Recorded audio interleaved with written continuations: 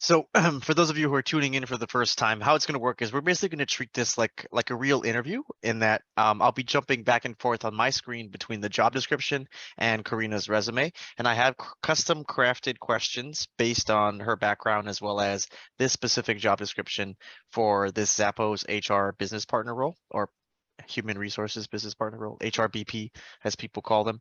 So I'll be flipping back and forth on the screen based on questions that I ask about either her background or some skills and experiences. And then we'll treat it kind of as an interview. So I'll ask the question and then Karina will respond back as if it was an interview. So I will not be providing hints or anything like that. And then we'll give feedback at the end of each question. So that's kind of how all of these play out. Now, before I dive into the actual interview itself, Karina, did you want to give folks some background on yourself in like a non-interview setting? Maybe talk a little bit about kind of roles you're looking at, what your background is, and if people are impressed by your background, how they can possibly contact you for opportunities. I am Karina Hahn. I have been in HR for the past 7 years. I have experience in talent acquisition, benefits, and contingent workforce. But my passion is really leadership development, which is why I've been targeting HR generalists and HR business partner roles, looking to pivot from healthcare into technology. So if anybody knows of any opportunities, please let me know. I am currently based here in Las Vegas, but open to transitioning back to the Bay Area. So open to remote or things that are within the Bay Area. Karina, why don't you tell me about your HR business partner experience? Yeah, thank you so much, Corey. Um, so I have never been in an HR business partner role, but like I said, my wealth of knowledge from talent acquisition to benefits to contingent workforce has definitely really prepared me for this next step in my career. So, for instance, I'm very familiar with all the HR processes. I've done onboarding from start to finish, created offer letters, also worked with employees to really create a very great onboarding experience, um, a very positive employee engagement experience. And also, I'm part of Toastmasters. And so through my work with Toastmasters, I actually served at what we call the district level, meaning I oversaw 40 different clubs in the Bay Area. And so I was able to actually work directly with leaders to really ensure that all their needs were met. And I know these are definitely skills that I can bring to Zappos as well. Okay. Now, on your resume, you had an HR business partner role at Dignity Health, correct? So why don't you tell me a little bit about that role that you had? Yeah. So that role that I had at Dignity Health, so I handled all of the contingent workforce for two hospitals in the Bay Area, St. Mary's Hospital and St. Francis. I was also chosen by the VP of HR to spearhead um, changing the contingent workforce process from paper to electronic for 4 hospitals within the Bay Area. And I was able to actually oversee a team of 3 consultants, and I created a onboarding and offboarding manual for contingent workforce. I was able to also train my fellow consultants on how to adapt this new electronic onboarding process. So we'll end the question here. So I did a bit of a spin on the classic tell me about yourself, walk me through your resume question, and I worded it this way just because of how your resume was built out. I like how you highlighted all your HR relevant experience, but I could tell that there were some things that were missing in terms of what they are looking for from an HRBP perspective, at least in this job description at Zappos. So well, I guess in like a quote unquote standard HR business partner role, what are some HR skills that are also required in addition to workforce planning, recruiting, and onboarding and benefits? Yeah, succession planning, employee relations, use of metrics and data to streamline processes. Correct. So I think in your answer, you should probably try to alleviate my concern that you don't have hands-on experience with those things. Mhm. Okay.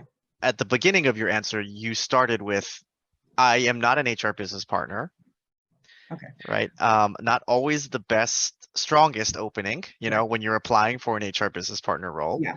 right? Because then I'll immediately go, oh, okay. Okay. And also just to keep the consistency of the story, your Mhm. resume does list you as a human resources business partner. Right. Well, Yeah. so part of that is also when I was employed at Dignity Health, we were actually going through a merger, so they hadn't actually updated my title as of yet. But that's why I put it in parentheses. And Yeah. so, yeah. So I think it's an accurate title. I think then you should probably not lead with, I am not an HR business partner, Okay. right? Just go from right after that all the way through. And then Okay. you hit all the important things, right? You've got the recruiting experience, you've got the onboarding experience, you've got the workforce planning, right? Which is obviously something critical for a lot of HR business partner roles. So leading with the strengths, and then you are going to want to touch on some of the other areas. Now, you did write that you have employee relations experience. So I was also expecting and waiting for you to talk about some of that. So just making sure you hit on all those core key competencies that you need for the HRBP role. And this is similar for anyone who's applying for, finance, accounting, marketing, whatever you know are the core competencies or the core skill sets for that role. Make sure you're covering all of those in your tell me about yourself. And where possible, demonstrate your proficiency in those key areas, right? And if your job is like this one, where as a human resources generalist, you have to do a lot of different things, right? Onboarding, recruiting, workforce planning, benefits, employee relations. You're going to have strengths in some areas, and you're going to have some areas where you have a little bit lighter experience, and that's normal, especially when there's like a generalist role like this. So don't feel like, oh, I got to be super good at everything, but know where your strengths are and where you're a little bit lighter, and then you can craft your story and your answer to help outweigh some of those potential weaknesses that could be interpreted from your experience. And then and this is just for your specific situation too. I noticed that your resume goes until June of 2020. Correct. And so you do probably also in your answer, you're going to want to give me some context as to what you've been up to for the last 2 years, basically. Okay. Right.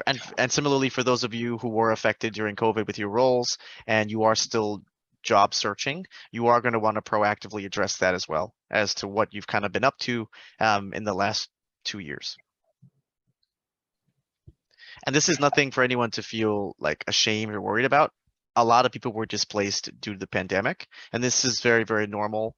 And as long as you can convince them and convey to them that this was not due to performance, it was due to COVID or unforeseen circumstances. In her case, you moved, right? Maybe that could have been something. So just giving us some context there to alleviate the concern that it was not due to performance. Oh, Corey, actually, I do have one question. So, Mhm. I mean, I know that I think I got a little flustered when you asked me, like, hey, what's your experience as an HRBP? And that's why I responded in that way.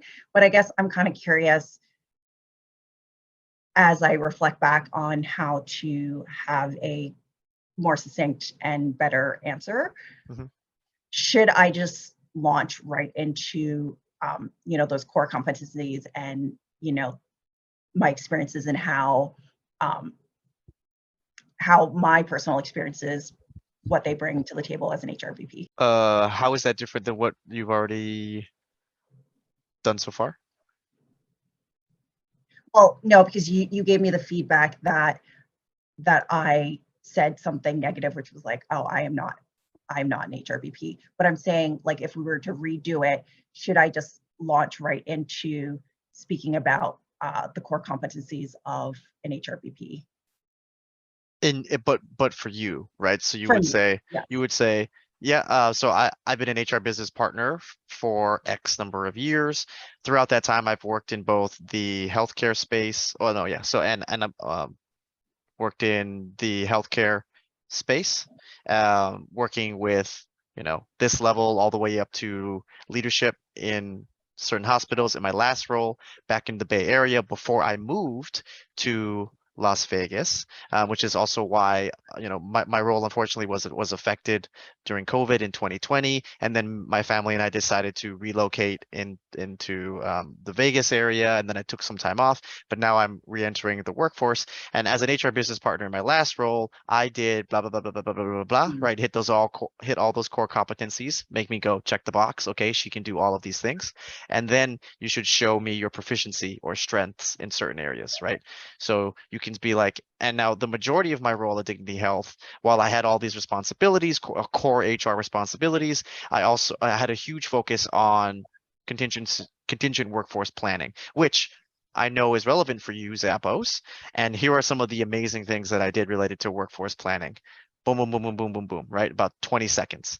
Now, if you were looking for other examples of other core competencies within HR, I've gotten a lot of onboarding programs where I've built onboarding programs from scratch. I also have a lot of recruiting experience, and I've also set up benefits from scratch for whatever businesses, right? So you give me a little bit of, okay, this is the high level summary. Okay, she's got all the MQs. Okay, is she good at her job?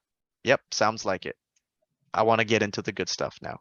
So, as an HR business partner, can you walk me through the most complex HR problem that you've had to solve? Yeah, thank you so much for the question.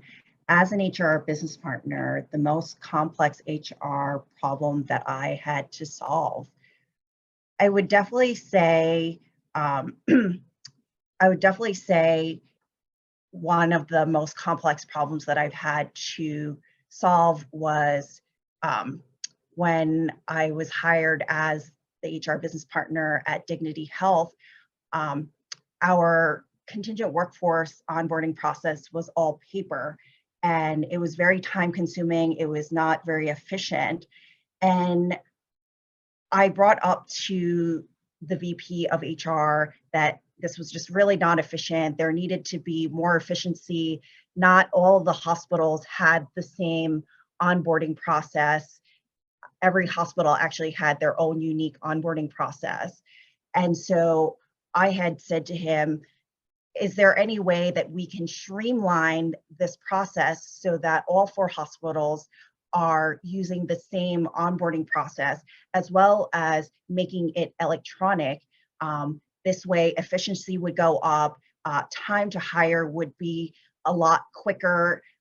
We would go from 2 weeks to like 3 days from being able to just have a system where we were able to input all the information in a timely manner. Also being able to work with the different hiring managers to ensure that their hiring needs were met in a timely manner, which also really greatly increased um, employee engagement. Um, after after after doing this project, employee engagement really increased greatly. So, I think this is a very good start. Now, for those of you who are watching, this is a behavioral question, what they call a behavioral question, meaning I'm asking you about your specific experience, which means you need to tell a story. And whenever you're answering the behavioral questions, you would go with the STAR method, right? STAR, situation, task, action, result, which Karina followed all the way through. So, what do you feel like you should fix on your current answer, Karina? Yeah, I feel like including more metrics, um, also tying it back to value add to Zappos. How so? Um, just really being able to articulate how my problem solving is going to be directly correlated with how this would be advantageous for Zappos. I think it's implied, right? Like by Okay. having the really strong result of increasing employee Mhm. engagement by X amount, reducing time to hire by 200%. I think you said from 3 weeks to like 3 days or Yeah. whatever. I don't know what Mhm. the math is, right? Yeah. But that's the potential benefit for Zappos, right? It's already Mhm. kind of implied, if that makes sense. Okay. Now, now I think what you may be saying though is, let's say before the interview starts, you meet with the hiring manager and they go, "Hold on, Karina, let me tell you about what I'm looking for. Let me tell you about what this role is really focused on." Right? Mhm. Currently at Zappos, we have a problem with blah blah blah blah blah HR thing. Right? Now, that should influence your choice of example to share when they ask you something open-ended, like, tell me about the most complex HR problem that you've solved. If possible, whatever they just told you is the biggest problem at Zappos right now, that's what you Mhm. should be talking about, right? Even Mhm. though you know, okay, Mhm. my best example, Corey, is workforce planning from Dignity Mhm. Health. But Mhm. if they gave you the context, they're kind of giving you the Mhm. hint, right? Like, Mhm. hint, hint, if you did this, I'm going to hire you, right? So I think if that's what you were asking, Karina, you should tie it back if they give you the context Okay. to something that they're immediately looking for. But if they don't, and they're just like, "Hi, I'm Corey. Hi, I'm Karina. Interview. Ready? Tell me about the most complex." Then yeah, pick the most complex one that you've got. All right. So now in this question, what I'm looking for is two things: the complexity and the scope of the work that you have. This is usually the question that hiring managers and recruiters in HR for HRBP roles will use to gauge your scope of work and your level as an HR business partner, right? Like typically HR directors will be working on projects that basically affect either an entire function, or if you're even higher, it'll be an HR initiative that affects like the whole company itself. Now, hospitals are set up a little bit differently, but if you could give me the breadth and scope of the work, right? You were in charge of the entire workforce planning for, and I have no idea how big Dignity Health is, right? You should give me some context of the business itself and then tell me what your scope of work was within that business, right? Because obviously, the broader the scope, the more complex the problem just naturally gets. Second, is the storytelling ability itself. So I think you should actually reverse engineer it out. So what you gave Mhm. me were all of the symptoms that you Mhm. solved for the problem, but what would make it sound really impressive is Mhm. if you instead first started with the general problem statement, aka Mhm. the really complex business problem Okay. that you identified that you wanted to solve. Everything you share with Mhm. me after that are your steps to fix the broader issue, Mhm. right? Going from a paper system to a paperless system, reducing time to hire from 3 weeks to 3 days, increasing employee engagement. Those are all of the little steps you took to solve the bigger problem, right? What is the bigger complex problem at Dignity Health that you were trying to solve from an HR perspective? I feel like efficiency and basically like time to fill. You Why does that matter for Dignity Health? Why because does the having a longer, more efficient time to hire matter for Dignity Health? because time is money, and like the more time that you spend on hiring. Why does taking what what was the consequence of having a really long time to hire for their contingent workforce? What was that impact having on the business for Dignity Health? We weren't, we didn't have enough contingent workforce filling certain roles Why is that a problem for Dignity Health? because then you just don't have enough employees to on site to work at the hospital. And if you don't have enough employees on site at the hospital to work, how does that impact business health, Dignity Health as a business? They're losing money, and Exactly. also people are not happy. Exactly. Right. So the complex issue that you were trying to solve from an HR perspective was that Dignity Health was not able to reach its profitability and performance goals simply due to a lack of staffing shortages. When you did a deeper dive into this broader complex issue spanning multiple hospitals for Dignity Health, mind you, not just one, right, but multiple hospitals for Dignity Health, you realized that the main proponent of this issue is its contingent workforce planning process. Part of that includes the hiring and onboarding and training of that. So Step one was you tried to reduce the time to hire as well as the onboarding process. You did a few things to do that, right? You moved from paper to paperless. You had to implement new HR systems, work with IT, all the different hiring managers. You got to train everybody on the new system, blah, blah, blah. And then you got to build out a new onboarding plan. While doing onboarding, you also realized that employee engagement scores are down. Why are they down? Because the onboarding program is kind of sucks, right? And that also has upstream effects, right? Maybe that's why people don't even want to come and work for Dignity Health, right? So there's all these HR problems that are compiled under one, basically trying to fix this bigger issue. But you were able to solve all of those while you were there for 2 years, right? And then when you get to the R's got to be super strong, right? Numbers driven, but lots of HR competencies need to be demonstrated in the result. Right? Time to hire was reduced from 3 weeks to 2 weeks. Employee engagement scores used to be blah, blah, blah, and then they increased to blah, blah, blah in just a short amount of time, right? I also had to coach business leaders on X, Y, and Z, and then blah, blah, blah, blah, blah. All right, drive it home from the HR perspective. Okay, any questions on that feedback? No. Okay, excellent. And similarly, right, if any of you have non-HR roles that you're practicing for, and this is a common question, tell me about a complex problem you've solved or something that happened in your business or your team. Same concepts apply, right? Try to pick something super complex and show your interviewer that it is complex by talking about the scope of the work, the impact, and then don't forget to talk about your key skills that you need, right? If that's marketing, it's digital marketing, maybe you need to use multiple avenues of marketing. If it's a finance role, talk about all the different finance skills you had to use to solve this really complex problem. Okay, ready for the next one. Now, as a component of this role as an HRBP here at Zappos, employee relations is going to be about 20% of your role. So what was a really complicated employee relations case that you handled? Yes, thank you for the question. So employee relations are definitely a very important part of an HR business partner role. So would love to share with you about my experience within employee relations and how I handled it. So okay, so one part of employee relations is thinking about examining exit interviews and really being able to decipher why are certain people leaving? Is it due to compensation? Is it due to leadership? What exactly are the reasons that individuals are leaving Zappos?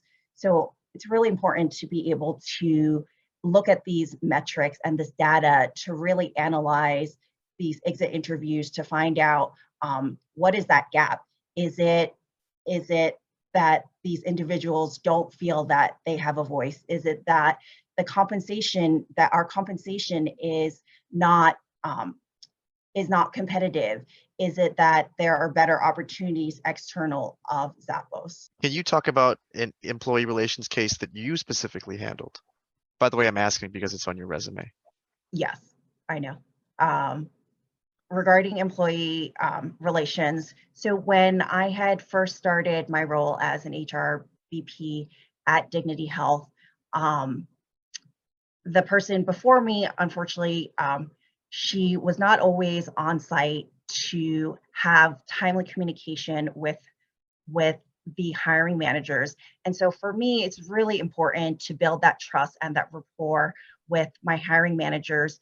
So I would actually have these weekly one-on-ones with my hiring managers to ensure that if there were any concerns about onboarding their contingent workforce, that I would be available to have those discussions. And if there was any gaps in the onboarding, I would be there to be able to really assist them before any issues arose. Well, we'll end the question there. So the question was, tell me about a complex or complicated employee relations case that you handled. So employee relations is typically due to like employee grievances or like if there's, sexual harassment, misconduct, those types of things, right? That very delicate, but time sensitive and very emotional situations that can come up at work. The retention issue that you brought up, I don't I'm not an HR professional, but I don't think that falls under employee relations. Employee relations is more of like when you have disagreements or there's like, you know, yeah, sensitive topics that are being, discussed between two coworkers. And so here, like I would try and focus on one of those issues. If you haven't had to deal with any of those, then I would say we should probably um, give some context as to this bullet. Because it sounds like you did something, right? You reduced employee relations from 15 to 2 through timely communication with department managers. I don't know if you had insight as to what those cases were, those 15 cases were, or those 2 cases were, but I think we should give some context here, or consider removing it from the resume so that we don't have to, uh, walk through this. And then you could give the context of, oh, I haven't had to do employee relations issues because I've touched on workforce planning, recruiting, onboarding, benefits, right? Highlight all the strengths. And then you can say, I haven't worked on employee relations issues. However, if I was faced with a case in this role, I know that I would have to do X, Y, and Z. And there's some things you can look at on like just online about like Nevada labor laws and protected employee classes and things like that that you could probably brush up on before an interview if this question does come up. But for any HR generalist, HRBP role, employee relations is a really big component of it. So just be prepared for these types of questions. So as an HRBP, of course, you have to work with a lot of our senior level clients as your main stakeholders. So tell me about a time you had to work with a difficult client in the business and how you handled that situation. So as an HR business partner at Dignity Health, I did the onboarding for contingent workforce clinical contractors.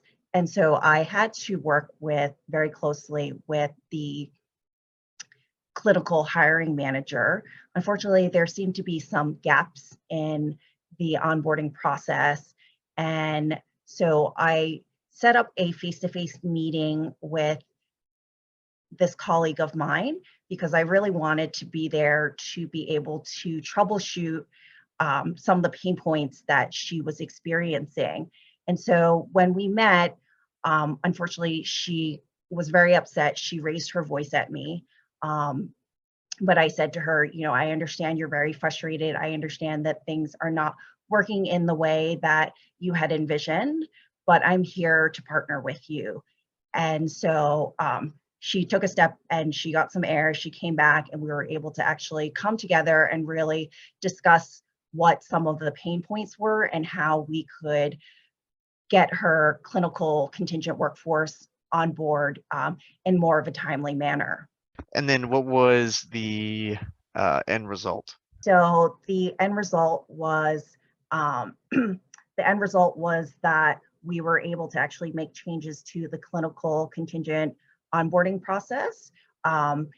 And so we were able to actually increase the time to fill as well as employee engagement because we were able to onboard these clinical contingent workforce employees in more of a timely manner. All right, so feedback. What do you think you could adjust on your answer? I think once again, maybe creating better metrics. It's one thing. What about in the S, the situation?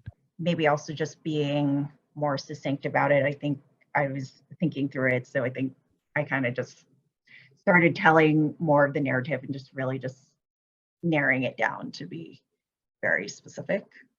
No, I would go the other way actually. Okay. So you said the situation was there was a client who was having trouble with the onboarding process. So I got a meeting with them, right? What was the problem with the onboarding process? How did you identify that there was a problem there? What was broken? What did you want to fix, right? What's the level of this client? Obviously, if this is like a vice president or something, that shows, how important of a HR business partner you were, right? You were working with the highest level VP for contingent workforce for Dignity Health. Thus, therefore, that therefore implies you were going to fix the entire onboarding program for all of Dignity Health. Or it could be you were meeting with just a regular hiring manager, right?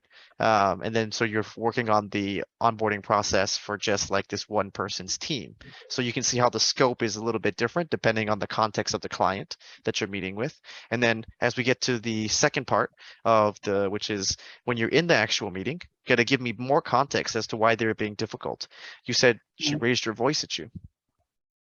Okay, but does that really make them a difficult client to work with? Okay. Right. And then you said they went outside, they got some air, they came back, and then you started talking. So I don't know how you diffused that confrontation, right? Okay. It was like you shifted responsibility away, right? You were like, and then they walked outside, they fixed themselves, and they came back. Okay. But I want to know how you would work with these difficult clients, right? Okay. And I don't want, and and playing it out, right? I'm thinking, okay, so if Karina goes into a meeting with this VP and he's giving her a hard time, but she's gonna be like, "Can you go outside, get some air, and then come back?" Right? That's probably not what happens. Right. Right. So give me that confidence of like, you walk in there and they're upset at you, right? How do you diffuse the situation? How do you build rapport? How do you establish credibility? And then how do you then work on a solution? Okay. And then the solution part, you basically jumped right to the conclusion, right? Mm-hmm. You're like, and then we reduced workforce planning. Well, she came back. We talked it out. We reduced time to hire, blah blah blah. But tell me, what was the issue, right? How did you what'd you fix together? How did you partner together? You in HR and them in the business, right? How did you come up with solutions together? How did you implement these solutions? How did you do all that stuff in the middle? Okay. So one trend I'm noticing is your answers are pretty short. Okay. Right. All of your behavioral answers, any star question should be 3 to 5 minutes long. Ideally, at least 3 minutes because it forces you to give me more context of stuff. Right. And no more than 5. So you don't like ramble on about it because your story could take, really long. And I've been there. Right. Because you're like, oh, it was so great. Like, she came in, she said this, and then I said this, and then she said this, and then I said this. Right. But like, if you do too much of that, your answer is way too long. So that's why 3 to 5 minutes is like a nice boundary. Because if you're not at 3 minutes, you're like, okay, I'm probably not giving them enough context of the problem, or I didn't tell them how I solved this problem. Try and shoot for that range. And to do that, just turn your phone on, put it on selfie mode, press record, practice giving some answers, and then look at the timer. If it's too short, then you're like, okay, I got to add some stuff. Ready for the next one? All right. So imagine you were working here at Zappos, and you and me as your boss, let's say we have a conflict in terms of how we should approach a workforce planning issue for Zappos. How would you work through this with me? So I am a Zapponian. You're my leader, and we are paired together to work through this workforce planning. And so how would I bridge that gap between leadership and our team? That's a great question. No. Let me clarify. So basically, you want to solve this problem a certain way, and I want to solve a problem that's different than your way. Okay. So how are you going to work with me to figure this out? How are we going to do this since we both have different ideas? With me. Thank you for the clarification. Yeah. Okay. We all know that we sometimes encounter individuals that have differing ideas than our own. And I know it seems that in this particular case, Corey and I, we have very different ideas on exactly how to approach this workforce planning. So I think there are definitely some important steps to take in order to really break this down and to really be able to come up with a good solution to make both parties happy. So I think first off, you really do need to think about who is your audience? who are we trying to help? Who are our stakeholders? What exactly are the challenges of workforce planning? Um, is it is it time to fill? Is it employee engagement? Um, is it leadership development? There are many different aspects. So I think really being able to have a one-on-one where we're able to sit down and really discuss our thoughts on exactly how we approach workforce planning, and then being able to say like, okay, we might not agree upon things, but for instance, how can we meet halfway? So for instance, don't if you're used to doing things the same way for the past 10 years, and I know I'm coming in as an HR business partner, and I'm pitching ideas for you to implement, and I know sometimes having that change is really hard to embrace. But I think sometimes also being able for me to share with you, well, the advantages of having, for instance, a electronic onboarding process would be just greater efficiency. You would be able to really focus more on strategy. You would be really able to focus more on building rapport and building relationships.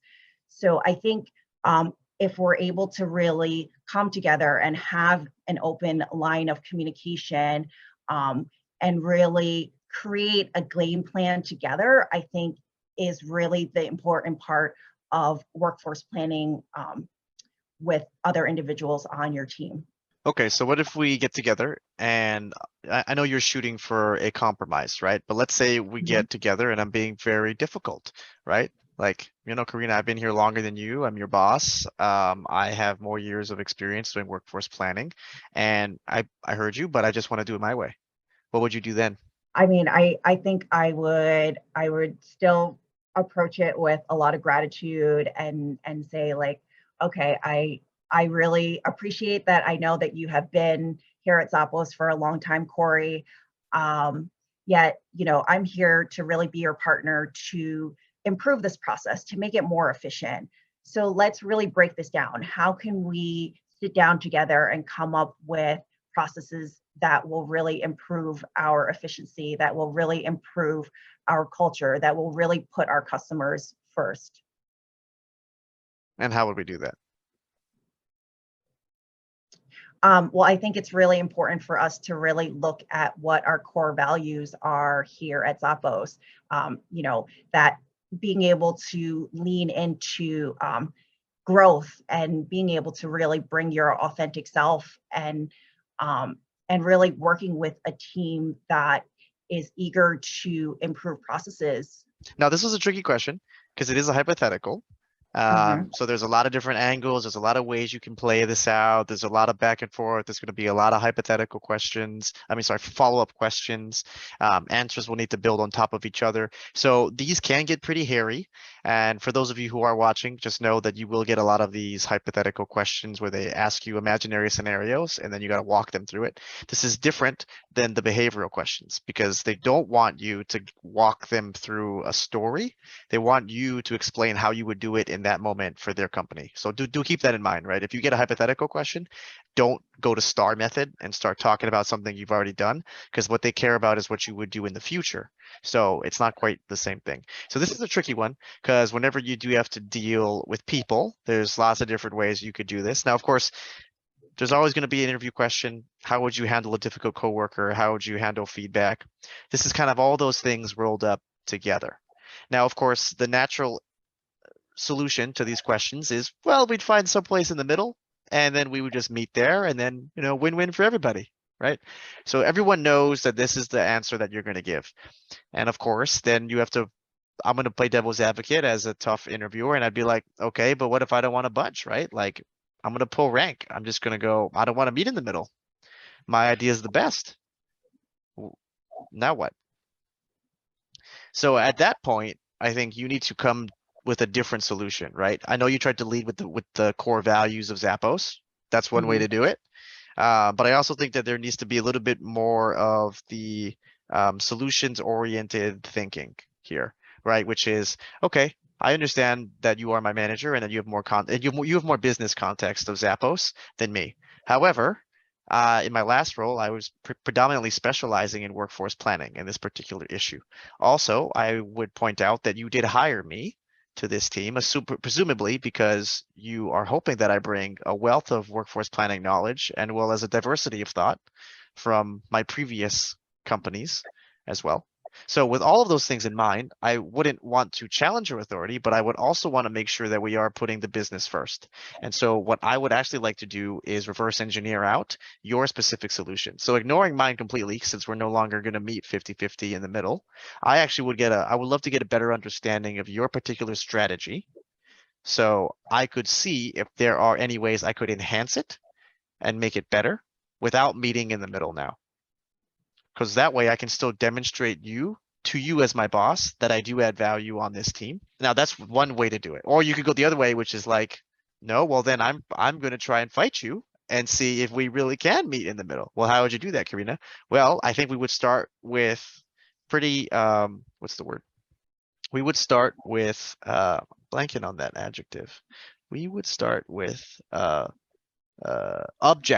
objective pros and cons. So I would take your approach and then you would take mine and we'd both go with pros and cons and then we would come back and we would see if there is a way to offset the cons for both of our strategies because nothing is going to be perfect, right? You've been doing workforce planning a long time, so have I. There's always going to be pros and cons to both of our strategies. I would flip it and see if we could find ways to mitigate the cons for yours and for mine, and then see if there is a better way to serve the business. And if at the end of the day, yours has way less cons than mine, then it would actually make sense for me to go with your solution. Right. So there's many different ways you could play that out, but I think either way is like you need to walk them through the meeting itself, right? Like, okay, well then I would try this and then we walk through like this. And then of course I have no HR background. So pull in some HR things that you know as well, right? Whether you need to persuade them this way or more sway them more this way. Right. Or you could maybe talk about some business context, right? That you have, right? You could say, well, since you have more context of the business, if the business was doing X, Y, and Z, it would make sense that a workforce planning strategy would have to lean more towards doing X, Y, and Z. But if the business is doing the opposite, then from my experience, it's always best to do workforce planning like this. So then I would want to first lead with the business context, have you give that to me because I'm new here. And then we can adjust based on that, right? And that kind of shows off your HR skills, right? They're going to be like, oh, okay, so Karina does really understand workforce planning, right? She knows in this situation you should be doing this, in this situation you should do this, in this one you should do this, right? That would also be very impressive. So there's many ways you can attack this, but I'll pause here. Any questions on the feedback? I did a lot of talking. No, I mean, I feel like now I'm just thinking about how I can repurpose it to have a better response. Well, that's okay. And that's what these practice interviews are for, right? So, and for those of you who are wondering how to create practice questions for yourself, I would Zappos has this what you'll be doing section, and then you can have questions based on this, or most times you'll see like minimum qualifications and preferred qualifications.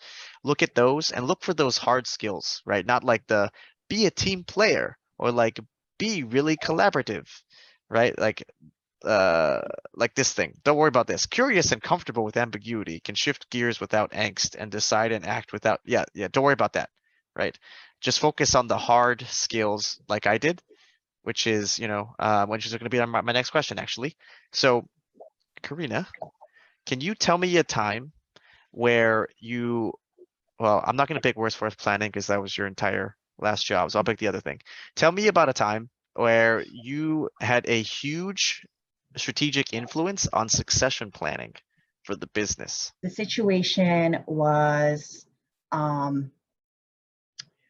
was the only HR business partner handling all of the contingent workforce for 2 of the hospitals at Dignity Health. And I didn't have a counterpart. I didn't have any assistants or whatnot. And so I needed to actually create a training manual for in case either I left or in case I was out sick or whatnot, that whoever would fill in for me would have a actual manual to follow. And so I actually reached out to the different hiring managers that I had worked with in order to just really understand what some of their pain points were, things that I can really improve upon before I actually went ahead and created this onboarding and offboarding contingent workforce training manual. As well as I collaborated with 3 consultants on the HR team. We were able to come together to create this onboarding manual. And so after this onboarding manual was created, I was then able to train the rest of the HR team to really be able to utilize this contingent workforce onboarding and offboarding manual. Okay. Can you talk about a time you influenced succession planning for the business? Okay, I think I'm kind of stuck on this one. Okay. If you don't have an example to share, then walk me through how you would influence succession planning here at Zappos. Okay. Well, I think when I think about succession planning, I really also think about pinpointing future leadership. Also making sure that, for instance, once I get hired as an HRBP, that if I need somebody to backfill or some assistance, for them to also understand exactly what my role is. So I feel like it is important to also have some type of training manual to really assist with other team members who can be cross-functionally trained. So I can tell that we're a little outside of the core competencies for yourself, which is fine. Now, for this type of question, if you don't have hands-on experience with succession planning, then I would attack it like I reworded it, which is how you would do it hypothetically for Zappos. Okay. And I think you were on the right track, right? You were talking about identifying key leadership. And that, that's like the real definition of succession planning, right? And then building a bench, right? And then it would have been great if you walked me through how you would do that, right? It's not so much about building an onboarding document when it's succession planning to build a leadership bench, right? It's about identifying high performers.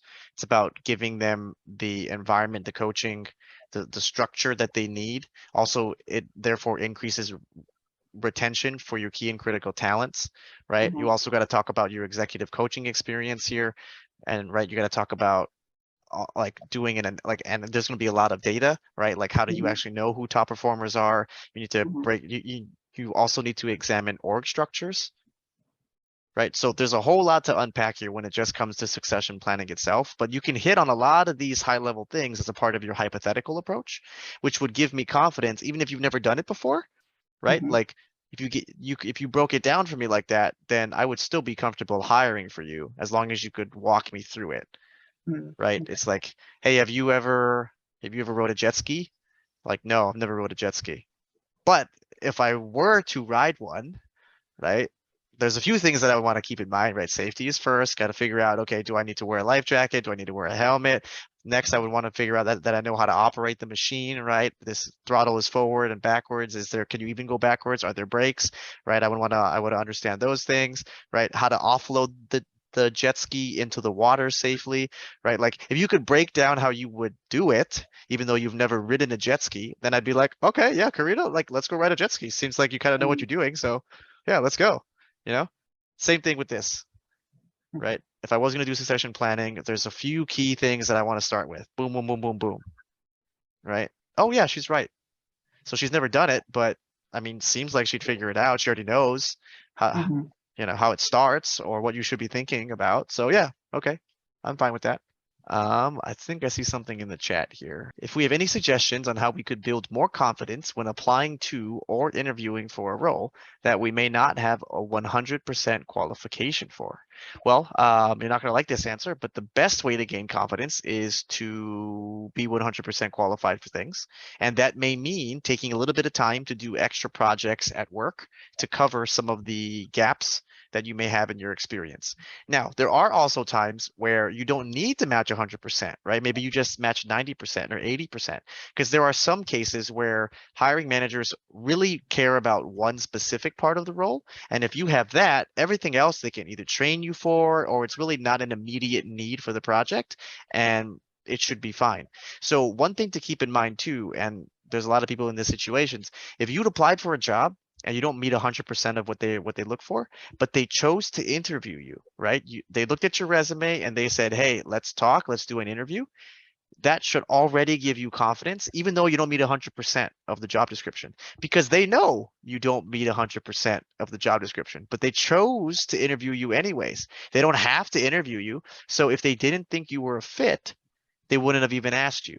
So the fact that they're just scheduling an interview with you should hopefully give you that increased level of confidence. The second thing to do is to understand where your strengths are and where your weaknesses or gaps are. Where you know you don't meet 100%, you need to be able to to talk about that in your interview, especially in your tell me about yourself, right? Be able to kind of like we did with Karina at the beginning, where if you know you don't have the succession planning, or you know you don't really have the hands-on employee relations experience, but you know it's a critical part of the role, be able to give me that confidence that you could figure it out when you get here. I don't really have to train you that much, right? And that's the really big thing, right? Or B, tell me about a time where it happened adjacently and you were involved in the process, and that's how you learned about what to do. Both of those would be great ways to kind of alleviate any concerns. And then, just for interview confidence in general, I would say obviously practice, but that's the boring answer. Everyone knows that you should be practicing. But making sure that you have your stories down pat. I always say that you should memorize your stories, not your answers. Memorize your stories, not your answers. The reason is because you can't memorize answers for every single possible interview question that they'll ever ask you, because there's a million different interview questions they can ask you, but you probably only have 6 stories at most that you really like to talk about from work. So when you know your stories super well, you know the S, the T, the A, and the R, when no matter what the question is, you know that you only have 6 stories to choose from. And so whatever the question is, you need to think, okay, of my 6 stories or 7 stories, 5 stories, which one best answers this question? And then all you do is adjust the S and the R depending on what the question is.